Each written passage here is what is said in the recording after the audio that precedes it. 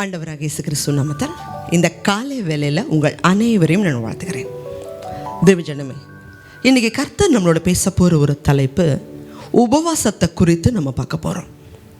தேவ பிள்ளைகள் ஜெபம் பண்ணா மட்டும் போதாதா? உபவாசிக்கணுமா? ஏன் உபவாசிக்கணும்? எதுக்காக உபவாசிக்கணும்? அப்படி உபவாசிக்கும் போது நம்ம வாழ்க்கையில் வரக்கூடிய நன்மைகள் என்ன அப்படிங்கிறத நம்ம பார்க்க போகிறோம். பொதுவாக ஆண்டவர் ஒரு மனுஷன் இந்த உலகத்தில் உருவாக்கும் பொழுது இந்த உபவாசங்கிறது இல்லை. அவங்களோட சந்தோஷமாக இருக்கும்படி, உலாவும்படி, அவங்களோட ஐக்கியமாக இருக்கும்படி அவர்களை ஒரு நண்பர்களை போல அவர்களை உருவாய்த்திருந்தார். அவர்களோ பாவம் செய்த போது தேவனுக்கும் மனுஷனுக்கும் இடையில பிரிவினை வர ஆரம்பிச்சது. ஆதாம் ஏவாள் பாவம் செய்து ஏதேன்லேருந்து வெளியில் துரத்தப்பட்டாங்க.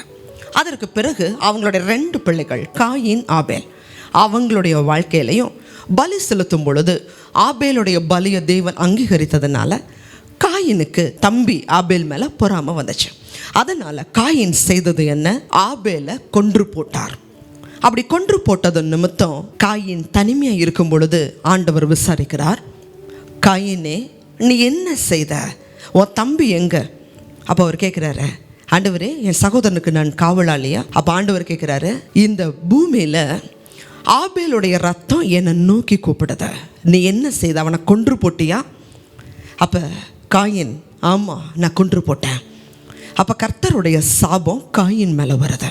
நீ பூமியில் நிலையற்று அலைகிறவனாக இருப்ப, இனிமேல் பூமி அதோடைய பலனை உனக்கு கொடுக்காது. அப்போ காயின் இந்த வார்த்தையை கேட்ட உடனே ஆதியாகமம் 4ஆம் அதிகாரத்தில் வாசிக்கும் பொழுது அவர் கண்ணீர் விடுகிறார். ஆண்டவரே, நீர் இட்ட தண்டனையை என்னால் சகிக்க முடியாது. நான் எங்கே போவேன்? என்னை கண்டுபிடிக்கிற எவனும் என்னை கொன்று போடுவானே அப்படின்னு சொல்லி ஆண்டவர்கிட்ட என்னால் சகிக்க முடியலன்னு சொல்லி கண்ணீர் விடும்போது, மன்றாடும்போது அடுத்த நிமிஷமே ஆண்டவர் இறங்குகிறார். பயப்படாத, உன்னை யாராவது கொன்று போட்டால் அவன் மேலே அதுக்கான 7 பழி சுமரும், பயப்படாத அப்படின்னு சொல்லி காயின் மேலே ஒரு அடையாளத்தை போடுகிறார்.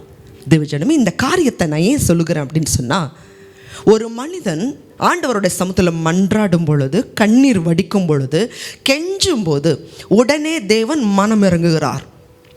இஸ்ரவேல் ஜனங்களுடைய வாழ்க்கையில் கர்த்தர் எதையெல்லாம் செய்ய வேண்டான்னு சொன்னாரோ அதையெல்லாம் அவங்க செய்கிறாங்க. விக்கிரக ஆராதனை, வேசித்தனம், விக்கிரகங்களுக்கு படைத்ததை புசிக்கிறது, நரபலிகள், எதெல்லாம் ஆண்டவர் வேண்டாம், அந்நிய காரியத்தை நீ பின்பற்றாத, அதை தொடராத, அந்நிய ஜாதி பெண்களை நீ திருமணம் செய்யாத, எதையெல்லாம் செய்ய வேண்டானாரோ அதையெல்லாம் அவங்க செய்தாங்க.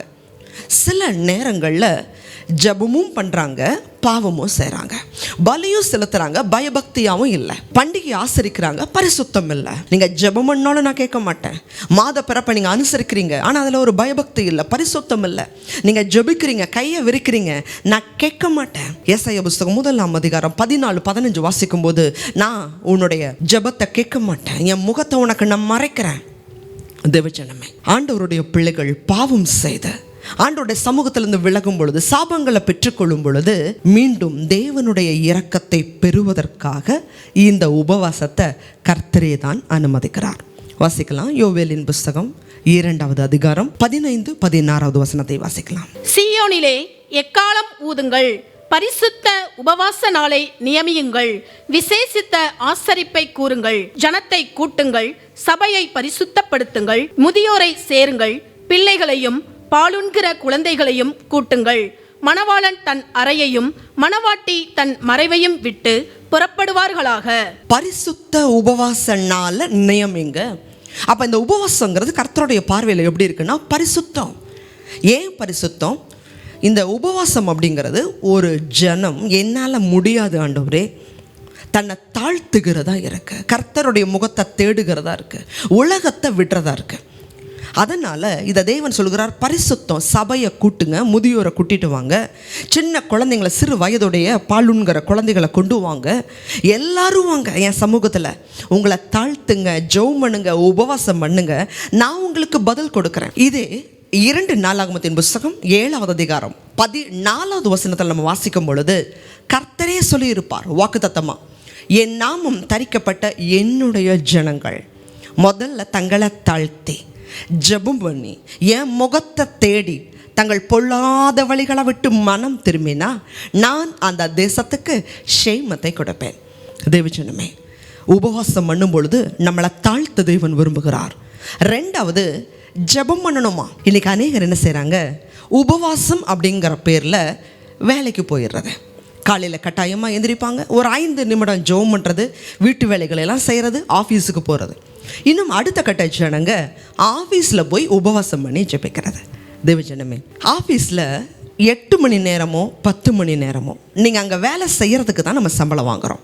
அந்த இடத்துல போய் உபவாசம் பண்ணுனா அந்த நேரத்தை நம்ம திருடுறதுக்கு சமம். அதனால் நீங்கள் உபவாசம் இருக்கிறீங்களா, உங்களுடைய வீட்டில் அதற்குன்னு ஒரு தனி அறையில் உலக வேலைகள், வீட்டு வேலைகள் எல்லாத்தையும் ஒதுக்கிட்டு ஆண்டவரோட சமூகத்தில் நம்ம உட்காரணும். இதே நீங்கள் ஏசாயா புஸ்தகம் 58வது அதிகாரத்தில் வாசிக்கும் பொழுது 3வது 4வது வசனத்தை வாசிக்கலாம். நாங்கள் உபவாசம் பண்ணும்போது நீர் நோக்காமல் இருக்கிறது என்ன? நாங்கள் எங்கள் ஆத்துமாக்களை ஒடுக்கும்போது நீர் அதை அறியாமல் இருக்கிறது என்ன என்கிறார்கள். இதோ, நீங்கள் உபவாசிக்கும் நாளிலே உங்கள் இச்சையின்படி நடந்து உங்கள் வேலைகளையெல்லாம் கட்டாயமாய் செய்கிறீர்கள். இதோ, வழக்குக்கும் வாதுக்கும் துஷ்டத்தனத்தையுடைய கையினால் குத்துகிறதற்கும் உபவாசிக்கிறீர்கள். நீங்கள் உங்கள் கூக்குரலை உயரத்திலே கேட்க பண்ணும்படியாய் இந்நாளில் உபவாசிக்கிறது போல் உபவாசியாதிருங்கள். இந்த இடத்துல வசன பகுதியை வாசிச்சோம். இது கர்த்தரே தான் சொல்கிறாரு. நீங்கள் உபவாசிக்கிறீங்க, ஜனங்களே நீங்கள் என்னை பார்த்து கேட்குறீங்க, நாங்கள் உபவாசிக்கிறோம் ஆண்டவரே, நீங்கள் ஏன் பார்க்க மாட்டேங்கிறீங்க, நீங்கள் ஏன் ஆண்டவரை கேட்க மாட்டேங்கிறீங்கன்னு சொல்லி கேட்குறீங்க. ஆனால் நீங்கள் உபவாசம் இருக்கும் பொழுது கட்டாயமாக உங்கள் வேலையை செஞ்சுக்கிட்டு இருக்கிறீங்க. இன்றைக்கி நம்ம என்ன நினைக்கிறோம், உபவாசம் பண்ணும்பொழுது தான் வீடு துடைக்கிறது, ஒற்றை அடிக்கிறது, பாத்ரூம் கழுவுறது, அந்த அன்றைக்கி தான் கட்டாயமாக எல்லா வேலையும் செய்ய ஆரம்பித்தா மதியம் 2 மணி 3 மணி ஆயிரும். அதற்கு பிறகு குளிச்சுட்டு வந்து ஜெபம் பண்ண உட்காந்தா கொட்டாவி தான் வரும். அப்போ 5 நிமிஷம் ஜெபம் பண்ணி முடிச்சிடுறது. இப்படித்தான் அநேகர் உபவாசங்கிற பேரில் பிசாசுக்கு நேரத்தை கொடுத்து 1 வருஷமாக உபவாசிக்கிறோம். ஆண்டவர் கேட்கவே இல்லைன்னு சொல்கிறதுக்கு காரணம் அதுதான். தேவஜனமே, நீங்கள் உபவாசிக்கிறீங்களா, அந்த அன்னைக்கு உலக வேலை இல்லாமல், வீட்டு வேலை இல்லாமல் ஆண்டோடைய சமூகத்தில் 2 அல்லது 3 மணி நேரம் காத்திருங்க. அதை காத்திருக்கும் பொழுது முதல்ல நம்மளை தாழ்த்துறதும், 2வது ஜெபம் பண்ணுறதும், 3வது ஆண்டவருடைய முகத்தை தேடணும். இன்றைக்கி நம்மளுடைய தேவைகளுக்காக ஒரு வேலையில் சிபாரிசு பண்ணணுமா, எனக்கு அந்த எம்எல்ஏ பண்ணுவார், அந்த அமைச்சர் பண்ணுவார், இந்த அதிகாரி எனக்கு சிபாரிசு பண்ணுறேன்னு சொல்லியிருக்கிறாங்க, இந்த உறவினர் எனக்கு வாங்கி கொடுப்பார், என்னுடைய நண்பர் எனக்கு சிபாரிசு பண்ணுவார்னு சொல்லி உங்களுடைய நம்பிக்கை உலக மனுஷன் மேலே இருந்துச்சுன்னா கர்த்தர் உதவி செய்ய முடியாது. அதனால தான் ஆண்டவர் சொல்கிறாரு, முதல்ல உன்னை தாழ்த்து, 2வது ஜெபம் பண்ணு. இனி எனக்காக யாராவது ஒருத்தர் ஊழியக்காரர் ஜெபம்னு சொல்லி நினைக்காம நீங்கள் உங்களுக்காக ஜெபம் பண்ணும்படி தேவன் விரும்புகிறார். அடுத்தது, ஆண்டவருடைய முகத்தை தேடணும். மனுஷனுடைய முகத்தை தேடாமல் ஆண்டவருடைய முகத்தை தேடணும். அதற்கு பிறகு தங்களுடைய பொல்லாத வழிகளை விட்டு மனம் திரும்பும் பொழுது தேவன் ஷேமத்தை கொடுக்கிறார், நன்மையை கொடுக்கிறார். தேவஜனமே, இப்படித்தான் உபவாசிக்கணும். சில பேர் அநேகர் கேட்குறாங்க, எத்தனை நாட்கள் உபவாசிக்கலாம்? 3 நாட்கள் உபவாசிக்கலாமா, 7 நாட்கள் உபவாசிக்கலாமா, அல்லது 14 அல்லது 21 நாள் அல்லது 40 நாட்கள், இது எதில் சிறந்தது அப்படின்னு சொல்லி அநேகர் கேட்குறாங்க. உபவாசத்தின் நாட்கள் அப்படிங்கிறது பரிசுத்த ஆவியானவர் உங்களுடைய இருதயத்தில் ஏவுதலை கொடுப்பார்.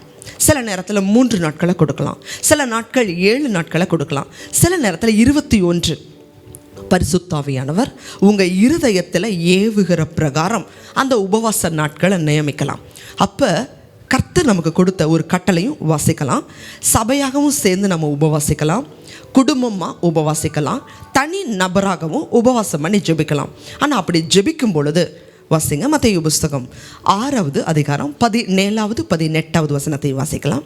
நீயோ உபவாசிக்கும் போது அந்த உபவாசம் மனுஷர்களுக்கு காணப்படாமல் அந்தரங்கத்தில் இருக்கிற உன் பிதாவுக்கே காணப்படும்படியாக உன் தலைக்கு எண்ணெய் பூசி உன் முகத்தை கழுவு. அப்பொழுது அந்தரங்கத்தில் பார்க்கிற உன் பிதா உனக்கு வெளியரங்கமாய் பலனளிப்பார். மனிதர்களுக்கு தெரியும்படியா நம்ம உபவாசிக்க வேண்டிய அவசியம் இல்லை. அப்படி உபவாசித்தா அதற்கான பலன் நம்ம பெற்றுக்கொண்டோம். அப்போ உபவாசிக்கும் பொழுது அநேகர் முகவாடலாக இருந்து, நான் இவ்வளோ நாள் உபவாசிக்கிறேன், என்னால் முடியலங்கும் போது மற்றவங்க நம்ம மேலே பரிதாபப்படுவாங்க. அதற்கு மாறா ஆண்டவரையும் இப்படி உபவாசம் பண்ணினா தான் ஆண்டவர் கேட்பாரா அப்படின்னு சொல்லி ஆண்டவருக்கு விரோதமாகவும் பேச இடம் உண்டாகும். அதனால் ஆண்டவர் சொல்லுகிறார், உன் தலைக்கு எண்ணெய் வை, உன் முகத்தை கழுவு. ஆண்டவருக்கு மாத்திரம் தெரிந்தால் போதும். தேவஜனமே, உபவாசத்தின் நாட்களில் 3 நாட்களோ 7 நாட்களோ அது அவரவர்களுடைய பொருத்தனையை பொறுத்து. ஒரு வேளை உபவாசிக்கலாம் அல்லது 2 வேளை உபவாசிக்கலாம். உங்களுடைய பலனை பொறுத்து 3 வேளை கூட உபவாசிக்கலாம். ஆனால் அந்த உபவாசத்தின் நாட்களில் நீங்கள் ஆண்டவரோட சமூகத்தில் எவ்வளவுக்கு எவ்வளவு உட்கார்ந்துருக்கிறீர்களோ நிச்சயமாகவே உங்களுக்கு பசி வராது. எங்களுடைய சபையிலையும் எங்களுடைய தனிப்பட்ட வாழ்க்கையிலையும் நாங்கள் 3 நாட்கள் அல்லது 7 நாட்கள் அல்லது 21 நாட்கள் உபவாச ஜெபம் வைத்தது உண்டு. அப்படி வைக்கும் பொழுது எவ்வளவுக்கு எவ்வளவு ஜெபத்தில் இருக்கிறோமோ அந்த அளவுக்கு எங்களுக்கு களைப்போ சரீர பலவீனமோ வந்ததில்லை. ஆனால் அந்த உபவாச ஜெபம் முடித்துட்டு உலக பிரகாரமான வேலைகளை செய்யும் பொழுது பேசும்போது அதுக்கப்புறம் தான் பசியே தெரியும். ஆண்டோட சமூகத்தில் நீங்கள் காத்திருக்கும் பொழுது அந்த பசிங்கிற உணர்வு வராது. தேவனுடைய அபிஷேகம் பலன் உங்களை நிரப்ப ஆரம்பிக்கும். நம்முடைய சரீரம் செல்கள்னால ஆனது. அந்த செல்கள் ஒரு உணவு கிடைக்கும் பொழுது அது திருப்தி ஆயிரும். ஆனால் நீங்கள் அந்த காலகட்டங்களில் ஒரு மோர் அல்லது எளிமையாக ஒரு நீராகாரம் போல் எடுத்துக்கலாம். அப்படி இல்லைனாலும் அது உங்களுடைய விசுவாசத்தை பொறுத்து. அது இல்லாமலும் எஸ்தர் ராஜாத்தி உபவாசிக்கும் பொழுது புசியாமலும் குடியாமலும் இருந்தாங்க, உங்கள் விசுவாசத்தை பொறுத்து. ஆனால் தானியேல் 21 நாள் உபவாசிக்கும் பொழுது ருசியுள்ள ஆகாரத்தை அவர் புசிக்கலாம். அதே மாதிரி உங்களுடைய பொருத்தனையை பொறுத்து நீங்கள் உபவாசிக்கலாம். அப்படி உபவாசிக்கும் பொழுது தேவன் அவருடைய பலனால் உங்களை நிரப்புகிறபடியினால் உங்களுக்கு களைப்போ சோர்வோ வராது. ஆனால் அது உபவாசத்துக்கு பிறகு நீங்கள் அந்த பொருத்தனை நேரத்துக்கு பிறகு நீங்கள் ஏதாவது எளிமையான ஆகாரங்களை எடுக்கலாம். ஆனால் அப்படி உபவாசிக்கும் பொழுது ஜெபிக்கும் பொழுது எங்களுடைய சபையிலையாகட்டும் எங்களுடைய குடும்பங்களையாகட்டும் அதற்கு பிறகு தேவன் பெரிய காரியங்களை செய்திருக்கிறார். இப்போ நம்ம பார்த்தோம் உபவாசம் எப்படி இருக்கணும், எதற்காக இருக்கணும், இதனால் நமக்கு வரக்கூடிய நன்மைகள் என்ன அப்படிங்கிறத இதோடைய அடுத்த பகுதியில் பார்க்கலாம். ஜெபிக்கலாம். அதிகமாக நேசிக்கிறீங்களா அன்புள்ள ஆண்டவரே? இன்றைக்கி எங்களுடைய வாழ்க்கையில் பல பேருடைய வாழ்க்கையில் ஜெபத்துக்கே நேரத்தை ஒதுக்குவது கஷ்டமாக இருக்கு. அதனால் இன்றைக்கி பல பேருடைய வாழ்க்கையில் உபவாசங்கிறதே இருக்குதான்னு தெரியல அப்படிங்கிற அளவுக்கு இருக்குது சுவாமி. ஆனால் எங்களுடைய வாழ்க்கையில் இன்றைக்கி உபவாசத்தை குறித்து கர்த்தர் பேசுனீங்க. தேவனுடைய இரக்கத்தை பெறுவதற்கு நாங்கள் உபவாசிக்க வேண்டியதாக இருக்கு. அந்த உபவாசம் அப்படிங்கிறது உலக வேலைகளை வெறுத்த ஆண்டவரோட சமூகத்தை நாங்கள் உட்காரவும் எங்களை தாழ்த்தவும் ஜெபிக்கவும் தகப்பனே கற்றுக் கொடுத்தீங்கப்பா.